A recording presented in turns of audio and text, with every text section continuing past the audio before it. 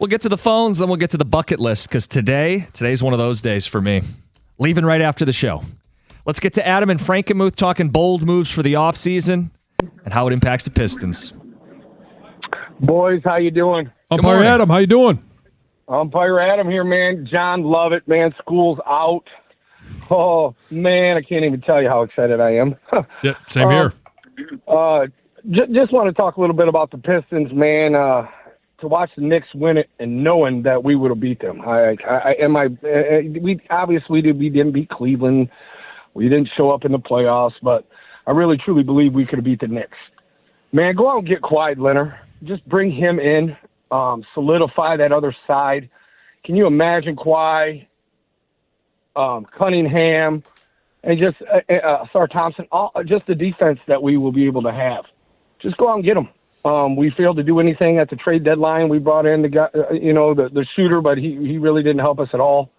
Man, go out and get him. And man, we got a shot to be great, because the Knicks went on a run and did their thing, but I really believe the Pistons could have beat them if we'd have played them.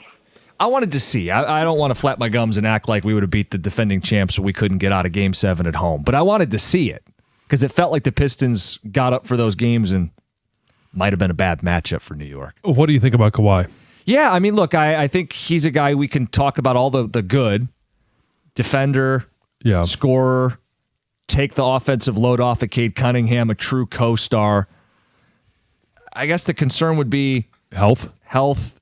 Do you bring a load management guy in his mid-30s? Does that really jive with the way the Pistons are built? Played 65 games last year. He did. The year before was 37. Mm-hmm. And really, the majority of you go back, since he's been in L.A., he's played 50 or so games most years? Yeah, since he's been in L.A., 57, 52, 68, 37. I don't know what the average is, but it's a little lower than you'd like. Yeah.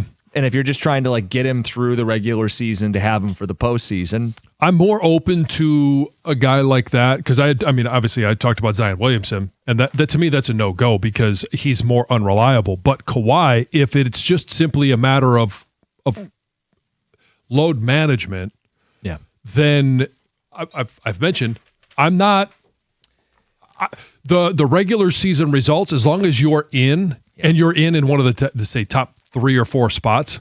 You're in it. You're in it, and to have him in the postseason, that's a completely different animal now. Yeah, and you're cool with he'd have to want to come here, right? But you're cool with the mercenary. He did it for Toronto. He was their big mercenary move and he was their best player last year. Kawhi finished 7th in the MVP voting. He was 2nd team All NBA. Yeah, if he's available. I get it. I would think he would be here for a year or 2. Yeah, unless he wants an extension, and then then it's a different decision to make. Guys, right now my goal is to get back in on the back end of the Giannis trade. I'm hoping he goes to Miami. The Bucks don't want Tyler Hero, and sometimes the Pistons, somehow the Pistons walk away with Hero and Bobby Porter Jr. in a 3-way trade. Randy and Livonia, you're a facilitator. You just kind of stick your nose in there and hey, who could we snatch out of this deal? We'll take Tyler Hero. He's got 1 year left on his deal. Sure. We'll step in at him. Mm-hmm. Yeah. Guys, they need to target Amen Thompson. Says would cost as much, is a good shooter, and would create intangibles with his brother. I think the Rockets should trade for Ausar Thompson. Amen's a worse 3-point shooter than Assar. No, I know. My point, though, is we want him. Well, they want, Right. No, we want him. No, you want him. We're going to put the twin brothers together. No, you are. And Tom's right. He doesn't shoot the 3. He could help create, but he doesn't shoot. It doesn't solve that problem. He actually puts another negative offensive spacer on the floor. He does average 18 a game versus Assar averages 9. So it's double the production scoring-wise, but he's a 21% 3-point shooter. No, right. He's not going to do what you need to do. That's space the floor. You're not getting that extra 3-point shooter threat. It would be very fun to have both of them with Cade and a number 2. No, I know, but if I'm doing that's possible. If I'm doing Houston radio, we won 50 games. We got Durant. We got a young team. Let's add Assar. The Pistons aren't trading Assar, and the Rockets aren't trading Amen. Would Bronny go with his dad if he left? Got a text on that. That's like an automatic, isn't it? Probably. At some point, does he have to like stand on his own or no? No, well, Not until Braun's out of the game. They both exit at the same time? probably. Ant Edwards in Minnesota could really use a player like, say, Karl Anthony Towns. Oops. Austin Reeves has said he doesn't want to come to Detroit. Bringing him up is gaslighting. Do we have proof that he said that? I haven't seen that. I'm not. There's a great chance that I may have missed something in NBA news. Why would he not want to come to Detroit? We're a number 1 seed in the East, a title contender. There's plenty of spacing and shots to get up. Maybe he just likes living in L.A. sunny L.A. Brendan? I think it was back in the draft process a couple of years ago that he said he wouldn't come to Detroit if they were picked. Like they wanted to pick him, and he was like, "Don't even bother." Oh, yeah, this is from June 19th, 2024. It's a video of him on a golf course. Fan says, "We need you on the Pistons, Austin." And he says, "Nah, I'm not going to Detroit." But that's also when Detroit was at its lowest point. Right. So things have changed since then. I would hope so. Yeah, that was my question. If his idea, because they were, I think, a 14-win team or just even the year prior. So maybe that was his reasoning for not coming to Detroit. I don't know who wouldn't want to play with Cade, though. Right. Yeah. Going to set you up. And again, the floor spacing, the shots that you're going to get. Again, I have him as I think they should make Austin Reeves their number 1 target. And he's more available than anybody else. Yeah, and I think he makes a lot of sense. Free agent, but you could work a sign and trade if it comes to it. Hey, I want to get to Chuck, but we're late on time. So, Chuck, we'll start you off to start the 8 o'clock hour. You want to talk about Assar Thompson and his role in the future of the Pistons. It's 97.1.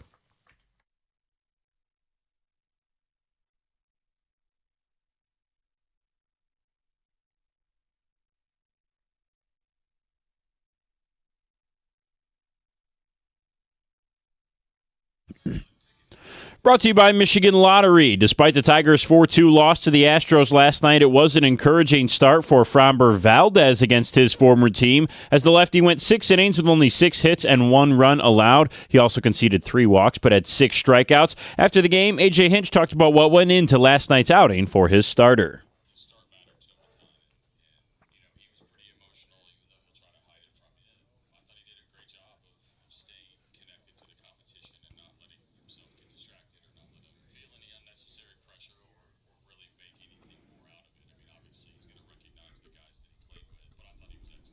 Valdez originally left the game with a lead before the Tigers' bullpen allowed 3 runs in the 8th inning to concede the advantage and the game. The Tigers have now lost 9 games this year when leading in the 8th inning or later.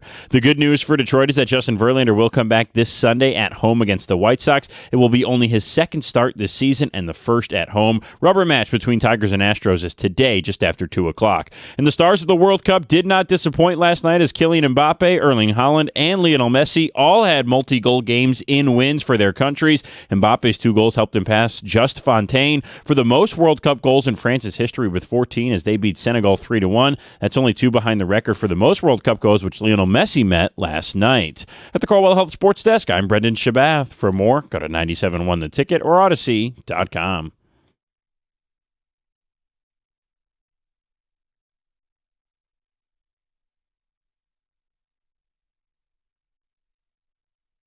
Let's get to Chuck. You've been waiting patiently. You're on 97.1. Good morning. Hey, good morning, guys. Appreciate the time. Let me start by saying I am a fan of Assar Thompson. I think he has tremendous value on this team. But to put him in this untradeable category, I think is ridiculous, honestly. You can't have a guy who's playing meaningful minutes in meaningful games just completely be a non-factor on the offensive side of the ball. If he's not getting offensive rebounds or steals, he's not scoring. In my opinion, it's like if Mikal Bridges or OG Anunoby couldn't score for the Knicks. You know, like, they're not winning anything if those guys aren't producing on the offensive end. And frankly, Assar, I love you, man, but if you're not scoring, I just don't see how you can be put in this untradeable category, this untouchable spot. I don't think I would use the word untradeable or untouchable. I suppose there's always a player, if they were available, I'd give Assar up for. But But I think it's a very small list because you want to build with Assar and Cade Cunningham. I mean, this team is built on defense. He's the driving force of their defense. He's the best perimeter defender in basketball. I mean, yeah, I'd give him up if you were giving me an all-NBA megastar, but I don't know that those guys are being made available. I don't disagree with you at all, but to go back to the Trey Murphy conversation, I think he's still a little unproven. But to say that Assar shouldn't be involved in that deal, or you wouldn't do an Ausar Thompson, and for Trey Murphy, maybe a second or a future first, I think that absolutely should be considered. Murphy is above and beyond a better offensive player. He is a better offensive player. You have good enough defensive guys. You have good defensive guys around Cade and the rest of that team. I know Assar is obviously a unicorn on the defensive end, but it's not like the rest of the team's a bad defensive squad. You need scoring. Trey Murphy brings it. I think if they want Assar, you absolutely hear that conversation out. Okay, so this is interesting. I said it flippantly, but I dug in a little more. So the Ringer does their top 100 players in the NBA list, and it's something that evolves. And it's not gospel. It's just one website's opinion. They have Assar Thompson as the number 56 player in all of pro basketball. They do have Trey Murphy a little ahead of him at 49, but I would say they're in the same tier. Right. Am I getting any better in that? It's different. Right. You're trading one skill set for another skill set. Right. Is basically what you're doing. And are you saying it's easier to find an all-world NBA perimeter defender or a guy who's 6'8" who shoots a little bit? Well, so in terms of untradeable, if somebody calls up and says, well, we want to talk about Assar Thompson, you at least listen to who they're offering up. Sure. If they call up and say, we want to talk to you about Cade Cunningham, you hang up the phone. Right. So that's the difference of guys that are untouchable. Cade's untouchable. Agreed. Everyone else on the roster would have a certain price point. Jalen Duren, by the way, they list as the number 44 player in the NBA. I trade him for Trey Murphy. Let me ask you this. Does Murphy have potential to go to the next tier with Cade? I don't think he's going to be a Cade-like player. No, not that. No, I said, so you put it in tier. So I'm thinking you're putting Thompson and Murphy in tier 3. Sure. Okay. Can he go to tier 2? Sure. Yeah. And then can Thompson go to tier 2? Right. How does he do that? He learns how to shoot. Yeah, even just a little bit, not even a three-point jumper. Just you're 17 from the elbow. Knock one down. Let's get to Antonio in Mount Clemens. Antonio, good morning. How y'all doing? Good. I just wanted to chime in on one of the previous callers was talking about Assar not being considered untradeable and compared him to the players on the Knicks squad because they could score. I feel like one person that he left out was players like Josh Hart. Like there are players on championship teams who aren't, like offensively consistent. Now, Josh Hart knocked down a lot of timely shots. He's a better shooter than Assar. Yeah. But historically, championship teams have had players like Assar who don't fit an offensive role at all, but they provide other parts to win the championship because while, yes, the winner in the basketball game scores more points, there is more to basketball than just the offensive side of it. And Josh Hart also came up with a lot of timely offensive rebounds, a lot of stops, clogging up the offensive rhythm for the Spurs. And you look back through history, there's a lot of players who fit that mold for other championship teams as well. So I do think a defender like Assar who has potential to be a generational defender, who is still young and can improve on other parts of his game, will thrive if we add more offense because it opens up the floor for him to increase his role the same way that the Knicks did with Josh Hart. Right. And Antonio, we live in a city where we watched our teams be built with these defensive chess pieces. Like I think about Ben Wallace, who's in the Hall of Fame because he played elite defense, not because he could knock down a jump shot or even a free throw. Okay, fine, different era. Dennis Rodman would be another player that people see shades of with Assar Thompson. We live in a city that celebrated Dennis Rodman and Ben Wallace. Assar Thompson feels like the next guy to grab the mantle as an all-world defender who can drive winning. We don't have to win that way, though. Like, I get frustrated with that. It's like it's the only way the Pistons can win? Is to be going to work and we're tough and we play defense. I didn't say I wanted 5 Assar Thompsons, but there's absolutely a role for a guy like that on a title team. I'd include Thompson in a heartbeat and with a true Robin. I want to see a 1-2 with the Pistons. A true 1-2. How come we can't see that? No, we got to be going to work. We got to be tough. We got to play, train horns at the games. Well, so I'm going to be the ultimate Stoney on this and ride the fence. I agree with both of you.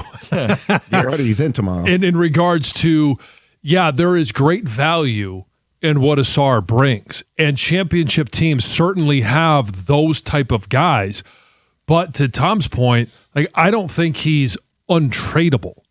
No. But it all depends on who is coming in return. If you're going to give up Assar Thompson, then you are definitely getting a number 2 for Cade to be able to go out there and utilize offensively. Okay, just so you don't think I'm being unreasonable. Give me Jaylen Brown and I'd give up Assar Thompson. He would have to be in that deal. Yeah. That's a guy I would actually give Assar up to go get, but we're talking about one of the 15 to 20 best players in basketball. That trade is probably Thompson, Holland, and Duren. Done. And a pick. The problem would just be then your roster's 2 guys. Right, yeah. So, who then are you going to get to complement those guys? Those 2. Yeah, it's a moving target at that point. I don't want to force getting a 2 right now. I'm just saying I don't want to be trapped by having to be this going to work mentality every time we try to compete for a championship in this city. Just to be clear, that's not my MO, is not trying to recreate the 04 Pistons. That's why I think the move We have Cade. The 04 Pistons didn't have a Cade. This team will inherently be different. That's why I think that you're building on the fly here. You don't want to screw it up. I think trading Thompson right now could potentially screw it up. That's why, again, I like a trade like MPJ where he doesn't have to be in that deal. Right. And then you see what you have with a guy that can space the floor when you still have Thompson and Cade. Yeah. Hey, let's get to Omar. You're on 97.1. Good morning, Omar. Hey, good morning, fellas. How's it going? Good. All right, so I'm going to jump in this Assar thing. So it would be nice to have another offensive player to complement Cade's game, but I don't want to be in competition with other teams where you're forced to outscore other teams without shutting their other perimeter player down. And that's what was the problem with San Antonio with Jalen Brunson. They didn't have nobody that can shut Jalen Brunson down, whereas Assar gave Brunson all kind of fits.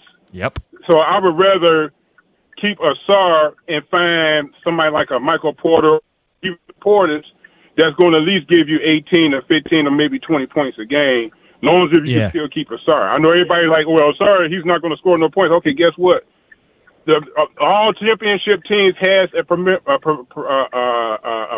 defender on the team, from Bruce Bowen to San Antonio, Ron Harper to Chicago Bulls, and the list goes on. Even Draymond played a big defensive role with the Golden State Warriors championships.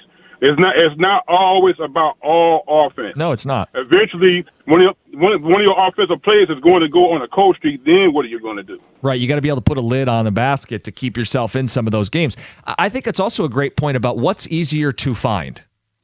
It's hard to find Assar Thompsons in an NBA full of people who don't defend the way he does. Right. Is it easier to find guys if you said, hey, they're not going to guard you at the three-point line?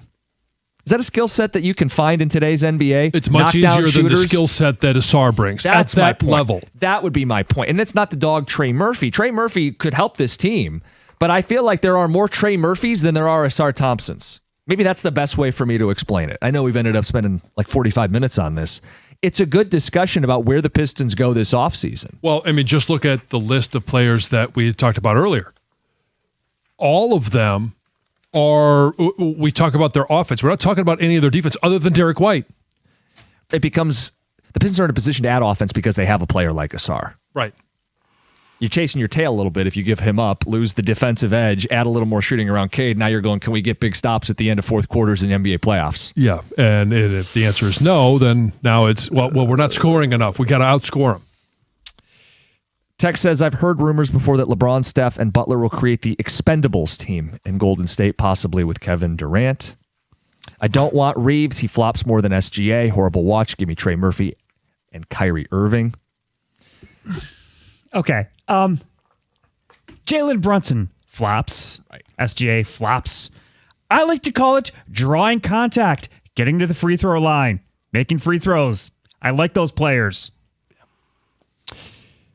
Assar just needs to be a Draymond Green type shooter. Hit 30% from 3. He doesn't need to be great, just a threat to knock down an open look from 2 or 3. Well, and that's the thing is no one is coming out to guard Assar. No, it's embarrassing. Everyone is packing the paint, which if we're talking about a Duren conversation, it complicates matters. Yeah, we did get a text today that said everybody's focusing on adding the second scorer, but it doesn't acknowledge the Pistons' biggest issue, which is playing Duren and Assar big minutes together. It helps alleviate some of it. How many times did we see, especially in the playoffs, Assar Thompson gets the ball on the wing, he's wide open. He's not even looking to take the shot. JB may have told him, don't shoot it. Right. Hey, that's a real bad look for us. Yeah. It's considered a negative offensive possession if you shoot that wing 3 wide open. Please do not shoot that. Yeah, and instead, you miss it time again. We'll send a screen. We'll have you back cut. We'll use the space differently. We just can't have you shoot that basketball. Yeah, because you know what the color analysis is going to say? What? That's why you're wide open. Yeah. They're leaving you open for a reason. They want you to take that shot, just like they want you to pinch hit with Jahmai Jones. That's why teams put lefties in. Yeah. Sorry, did I slip that in? 248-539-9797. We will mix in some Tiger baseball this morning. Get to my World Cup plans. More feedback from you guys. It's 97.1.